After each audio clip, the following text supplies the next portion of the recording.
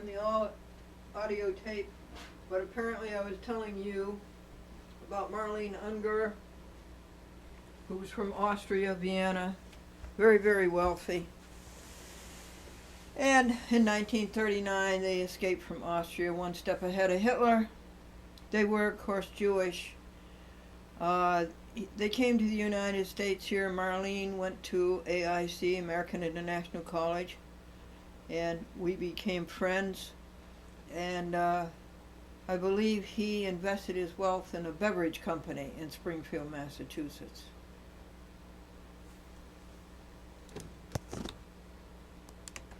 He was very well to do, his father. Yeah, he had some business there in Springfield. I think he owned I think he used his money over here to buy a beverage company in Springfield. And they lived in a very nice house over on the other side of the city. The side of the city I really wasn't familiar with. Springfield City I'm talking about. During that year,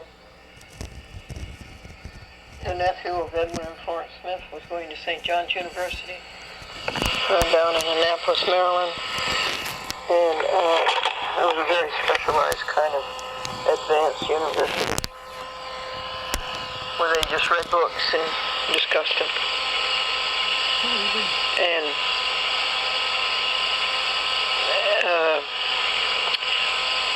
his sister, Mary Ann Campbell, their mother was Edwin Smith's sister. Dorothy Ann Campbell. And the Campbells came to live in Springfield, and Tristram Campbell's father was a graduate of MIT and a rather creative and mystic engineer, and nothing ever seemed to pan out. And I guess Edwin and Florence Smith thought it would be good for Dorothy and Tristram to know some people, contemporaries, to give him sort of a normal life. And that was Glendora. And Marguerite Fitzgerald, who lived in the city of South Hadley and therefore could go to Mount Holyoke tuition free, and it would be considerable, of course, Ivy League. And so Dorothy and Marguerite and Glendora went to something together. Either it was at Mount Holyoke or it was at Smith, which is very nearby, Northampton. And we had great fun. And Glendora was invited to go to Grandmother Smith, that would be Winnie B. Smith, Edwin Smith's mother. She had a Victorian home, a huge Victorian home on Old Orchard Beach. It's gone now. But what a place, a great huge kitchen and an elaborate dining room with mahogany cupboards and cut glass doors and pantries and a library and a sun porch and a living room and loads of bedrooms and loads of rooms on the third floor. I believe it had a cone on the outside, you know. And so we became friends, close friends there. Dorothy Ann rescued several cats. She was very kind to them. Rescued. And they lived in Cambridge in an apartment for a while, and then they decided when Winnie B. died, she left them a good fortune. And I think they took 40,000 of it and bought a townhouse on Fayette Street in Boston, downtown Boston. Not far from Chinatown, not far to the entrance to the Massachusetts Turnpike. Not far from a school where one of the children stole Glendora's sweater off of the passenger seat as the car was parked on the street near the school with the window open. The car with the window open.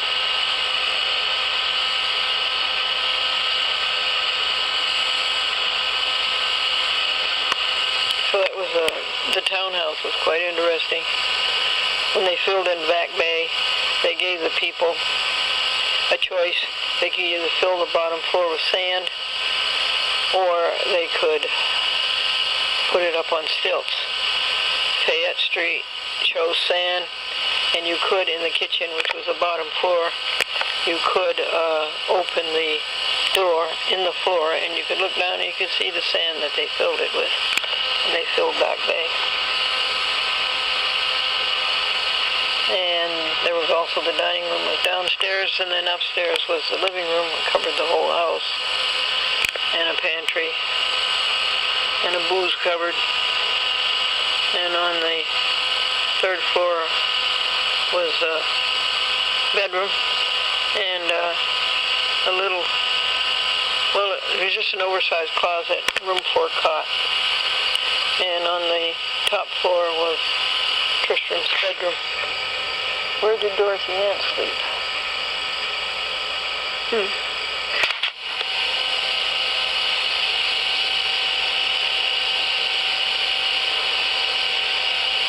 So during the second semester of the senior year, Glendora let things go. She made a mess of mathematics, physics she had dropped. I would think that house today, that townhouse on Fayette Street in Boston, near Copley Square, would be worth about $1 million. In English, she didn't do anything in. Therefore, she dropped down from valedictorian to salutatorian, and Jack Gaffney graduated valedictorian. Shame. It was a year of decadence. And shame. Around about June of the year 1950, Glendora is now at last 22 years, and she is a Bachelor of Arts. She went to the dance, the senior dance, and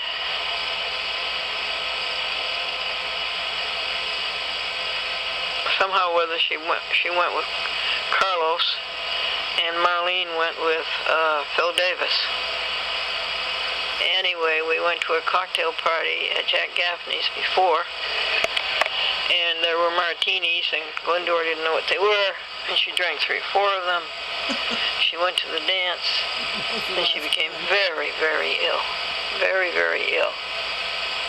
And had a backed-up peristalsis, probably several of them, and ended up with her head in the lap of Philip Davis in the back seat of somebody's car. Well, that was the last time. Never again. That was a terrible experience and a terrible sickness, and Glendora never drank alcohol again. Never.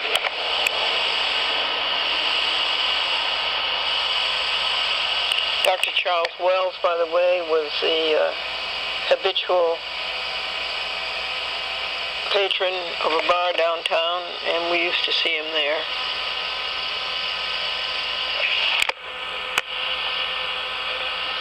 Philip Davis continued as a graduate assistant, and Glendora and Ethelyn Evans, Lynn, became car hops at a drive-in out on Wilbraham Road. So we took the job as car hop, and we had a lot of laughs, and we earned enough money to go to California. Lynn wanted to go to California. Lynn was a devotee of Vogue magazine, and she dressed like it, and walking with a heavy long coat and a scarf swung around her neck and flying in the opposite direction. And she always wanted to go to San Francisco because that seemed like the great sophisticated city.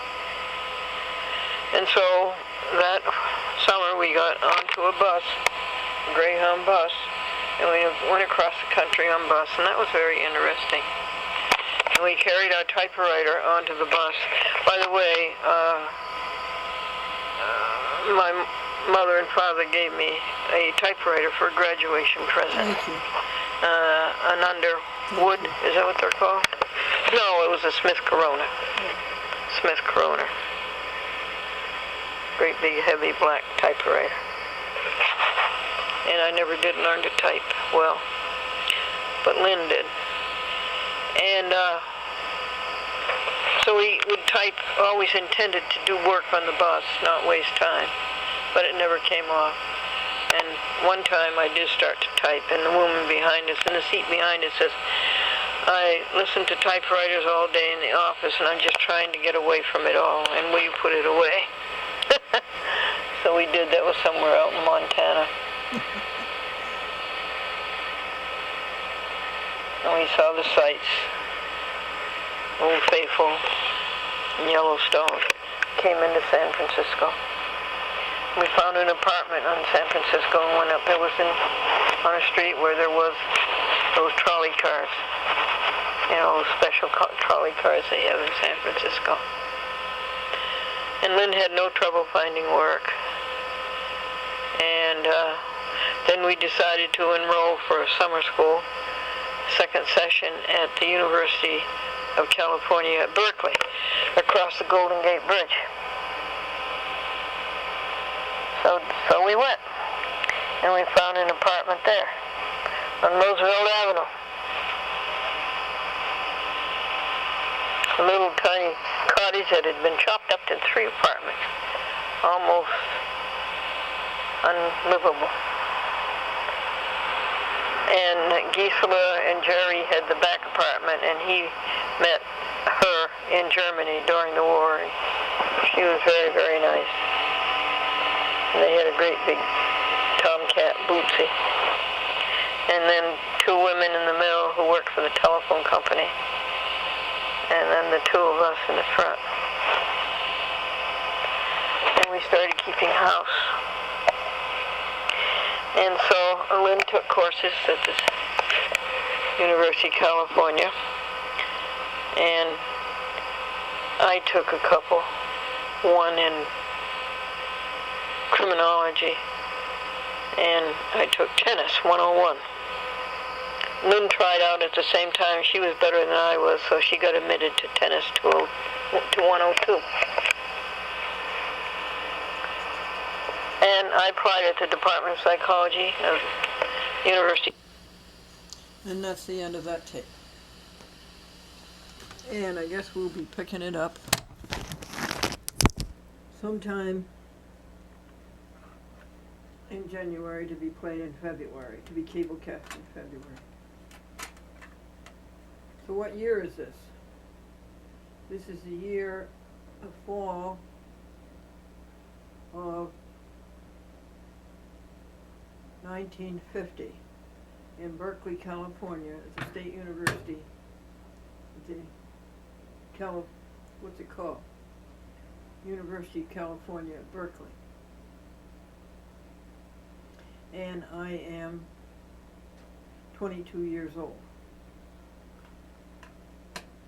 And not very responsible, not very mature,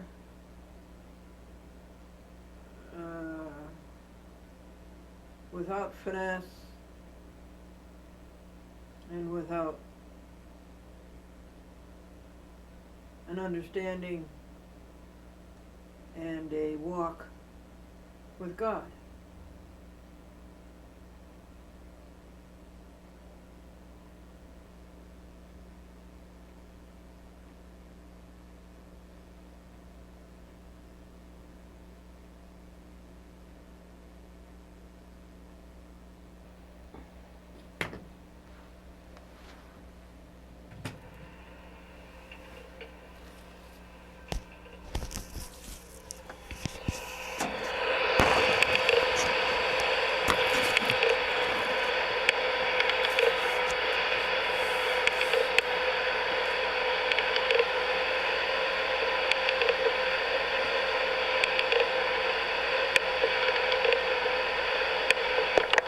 Up there? 6 inches.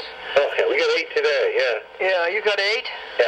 Yeah, it was very heavy, very wet. Yeah, and sticks to the shovel. Yeah, will you? Yeah. It was okay. We didn't have anything in October or November. Yeah, well, we need some, and it's the northeast thing. You guys are in the snow belt. I mean, you're in the, that's in the snow belt of Buffalo, right?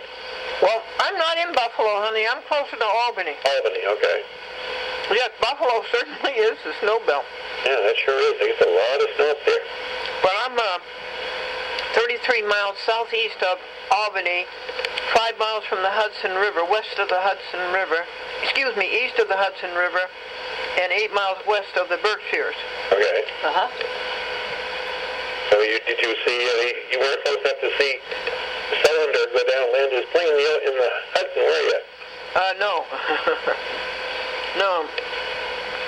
I thought that John Roger Erskine Jr., I thought he was a very nice lad. Yeah, he's personable. Does a nice job with the scouts, and he gets out there and says good words about him and does his promotion things, you know, so. Yes, and I offered him, I'm on TV in all of his areas. It's 74 TV stations, so I cover his area. 74? Yes. Wow, that's a lot of channels. Isn't it a lot? And in New Hampshire we have Londonderry.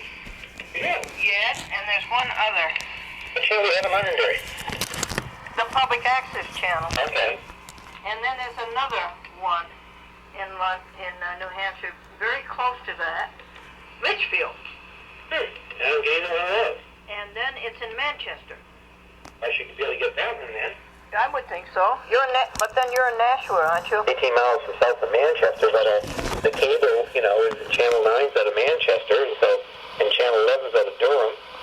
Channel 9 is broadcast, Right. and it is non-broadcast. But it's interesting that I started out my career almost in Channel 9, Manchester, New Hampshire. Oh, you did? Okay, Yeah. I thought you started in Springfield. No. The first place I went was Hollywood, California, and then Pittsfield, Mass., then Manchester, New Hampshire.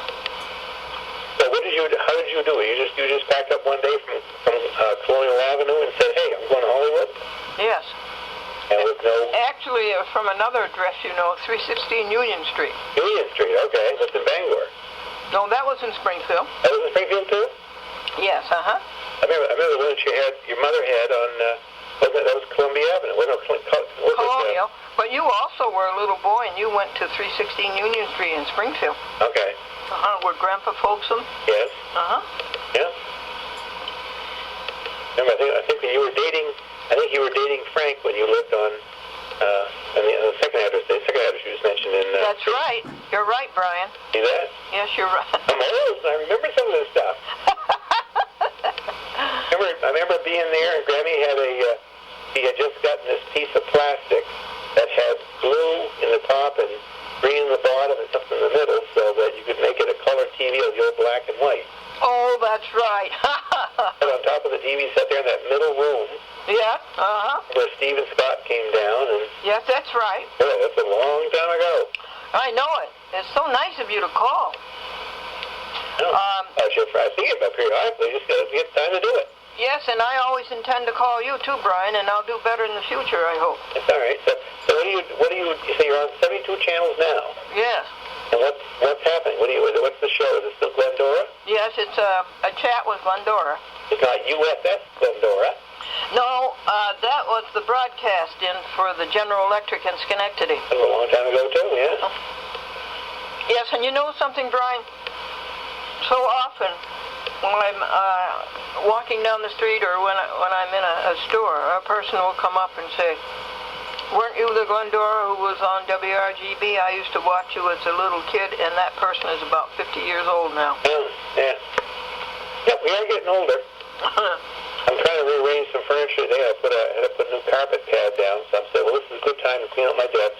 I found some sunscreen lotion from 1970. In 1970, I went to Puerto Rico with Slovenia, and it was part of this job that I had out of college, which didn't last very long because I couldn't stand not working. All I did was just go around and spend money. But I found this thing today. I just threw it away. 1970. That's scary. 39 years ago. Sunscreen lotion. Yes. But why does it scare you? I'm getting older. Oh, okay. We all are, which is a good thing. How old are you? I am 65. 65? Yes. Isn't it? Well, I'm amazed with you too, dear. I'm 81. Yeah, there were a few years between us. And your mother was 87, wasn't she, when she passed? 87 or 84? She was married 64 years. That must have been it, right? Let's see, they were married in 44, 43.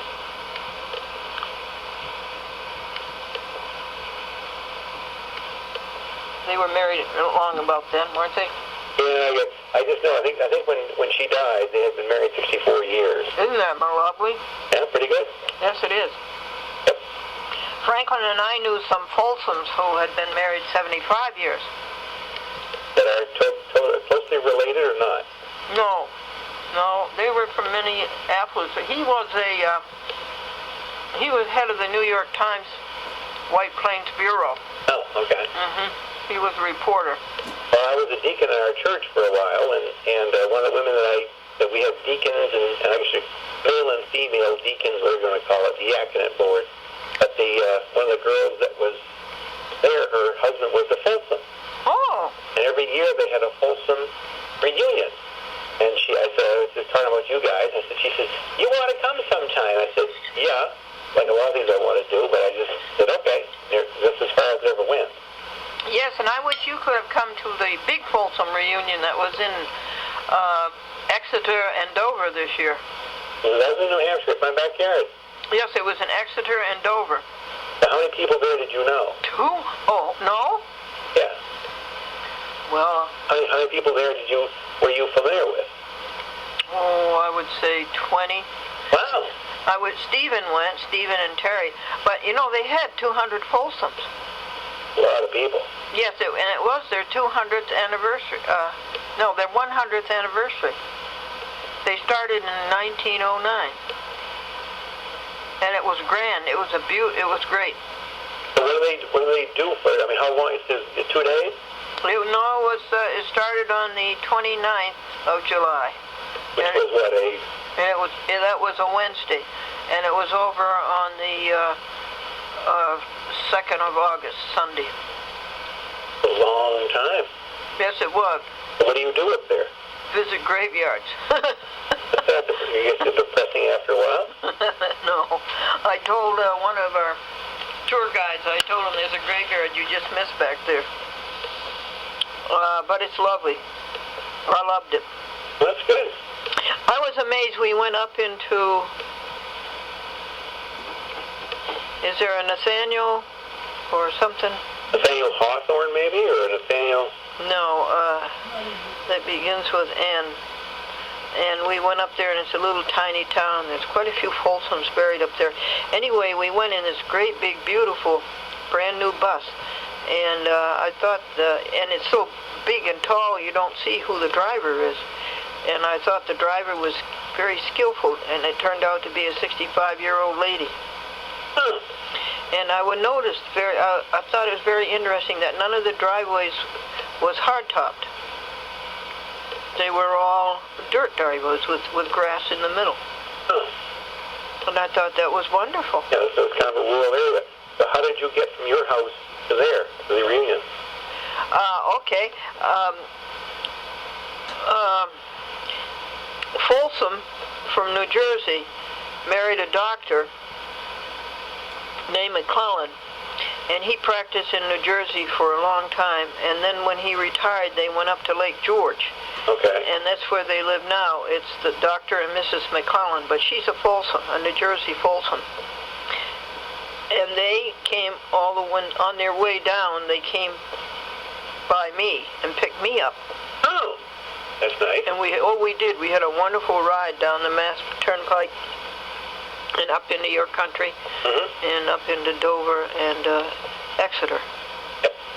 It's very, very, very nice. I was impressed by both the municipalities. Yeah, well, Dover's real close to UNH, so that's it's a kind of an upbeat, what do you say, educationally strong or upper beat community. It's not like it used to be a mill community years ago, but now it's a little better grade, I think.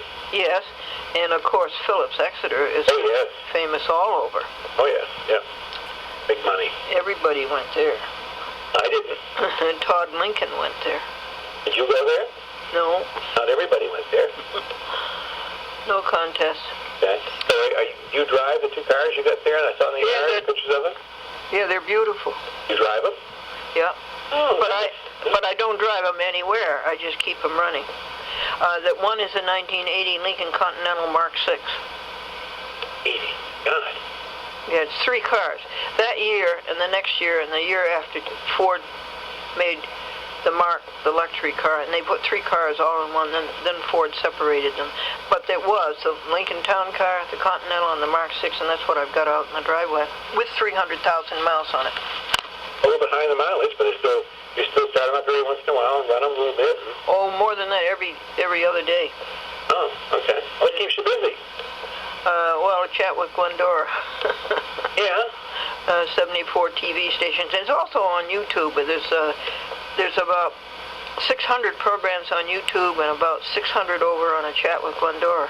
I went, after I talked last time, I went out and went there on YouTube and I saw you and talking to David Letterman about 3 times, 3 different things. Yeah. Oh, that was funny. He's a good interviewer. I bet he is. That's why he's been successful.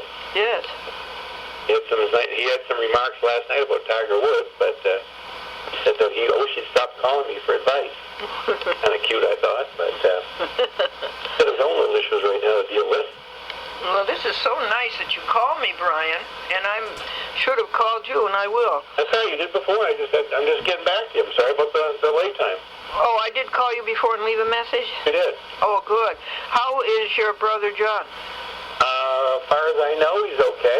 The last time I saw him was, went down and took care of Roger's house and got it all emptied out. And well, you went down. Yeah, you worked hard on that too. well, we went down. He was sick that day, and so my wife kind of advocated I should drive down there. I really wasn't saying I should do so. I'm glad I did, but I was on the way down, and then John called me. I was still on the road about 2 o'clock in the morning and told me he just died. So, but we were down there able to get the thing emptied out, and they. Yeah, that was too bad, wasn't it? Yeah, yes, it was, and it was. I was out skiing that day. I took a couple of vacation days to go skiing, and then usually I would call him every Sunday. And that Sunday we were out skiing. I said, well, I'll call him when I come back. It was no big deal because he and I just chat about things. And where she came back and he wasn't there anymore. So it's a little bit of a surprise. But the thing is, Glendora, when the last time I saw him, we were down there and a neighbor of his had come over and we were talking. And she said, you're pretty lucky, Brian. You're part of a good gene pool. And he said, look at your father's health, look at yours. You're pretty lucky. And we talked a minute about that. And then Roger said, yeah, I'm very glad to have the health that I do and to be active and so forth. You don't know, but that nursing home or that retirement home had 3 levels of care. You had independent, and then you moved to an apartment, and then you moved to health care. It was a progression towards the end of your life. And he had said that the last thing he wanted to do was to ever end up in health care because he had delivered mail to people that had gotten Alzheimer's and were no longer knew anybody and they're on the last stage of their life. He just did not want to go there. No. So he said to me, that day, he said, I'm just so glad to have my health, but I just don't want to end up in health care. Of course not. That night when he got sick and he threw up so much that he dehydrated himself and got his system run down, I think he probably willed himself to say, this is it. You think so? I do. I think he did. I think he just, at that point, said, and kind of gave up. I don't know if anybody could do it, but I think he did. So. Really? Well, that's interesting and very probable.